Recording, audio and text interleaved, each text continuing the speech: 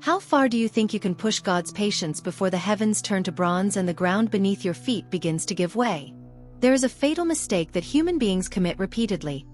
Confusing God's mercy with his absence, thinking that because the fire didn't fall today, the sin was forgotten yesterday. But in the shadows of the Tabernacle of Shiloh, two men discovered the hard way that you can play at being holy, but you can never deceive the one who sees all. Today, the ground will tremble, blood will flow, and an entire lineage will be torn from history for one reason alone: contempt for the sacred. Prepare your heart, because this isn't just a story about death. It's a warning about what happens when man decides he is greater than the altar. We are in Shiloh, the spiritual center of Israel. The air is heavy, thick with the constant scent of incense and sacrifices. But something is wrong. The tabernacle, which should be the purest place on earth, has become a den of dark secrets. Eli, the high priest, is an old man with clouded eyes and a weary heart. He hears the murmurs of the people, but the weight of his own negligence prevents him from acting. The atmosphere is one of rotting spirituality.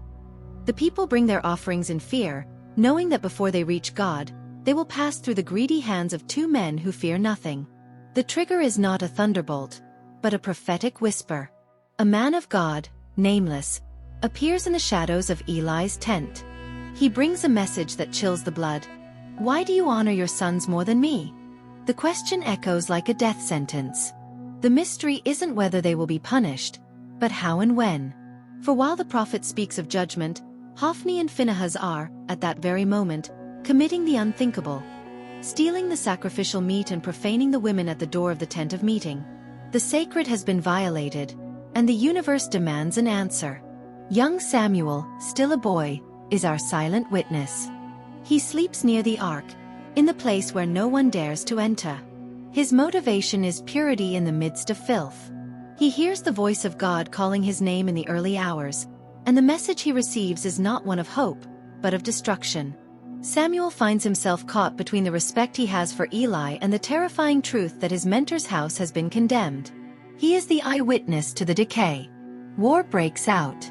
The Philistines, relentless enemies, advance like a black stain across the land. Israel goes out to battle and is defeated. 4,000 men fall. The people return to camp confused. Why has the Lord defeated us? They search for a solution, but they look in the wrong place. Hophni and Phinehas emerge with an idea that seems brilliant to human eyes. Let's bring the Ark of the Covenant to the battlefield. They thought they could use God as a lucky charm, a tool to cover up their sins. When the Ark arrives at the camp, Israel's shout is so loud that the earth trembles. The Philistines are terrified. God has come into the camp. Woe to us! For a moment, it seems the strategy worked. Israel feels invincible. Hophni and Phinehas walk proudly beside the golden chest, thinking that the symbol of God's presence will protect them from God's judgment. They believe the ritual compensates for their lack of character. But the suspense builds.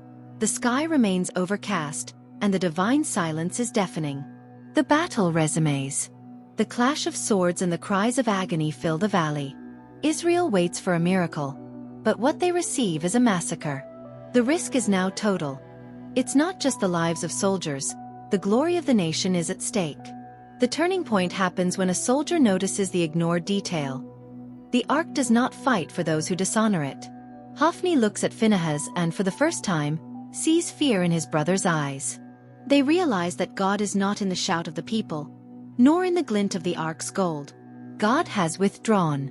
The climax is violent and swift. In an instant, Philistine spears pierce the chests of Hophni and Phinehas. They fall upon the dry earth, their profane blood staining the ground near the ark they so deeply despised. The ark is captured. The news rushes to Shiloh. Eli, upon hearing that his sons are dead and the ark has been taken, falls from his chair, breaks his neck, and dies. The truth is revealed. The glory is gone. The outcome is bitter. Israel is in mourning, the tabernacle is empty, and Eli's lineage has been cut off. The sin of two men cost the destiny of a nation. Years later, Samuel rises as the new leader. He learned the lesson the world insists on forgetting. God does not dwell in temples of stone or chests of gold, but in hearts that tremble before His holiness. And you? What have you been placing on your altar? Remember, God's time is not ours, but his judgment is certain. Do not let the glory of God leave your house.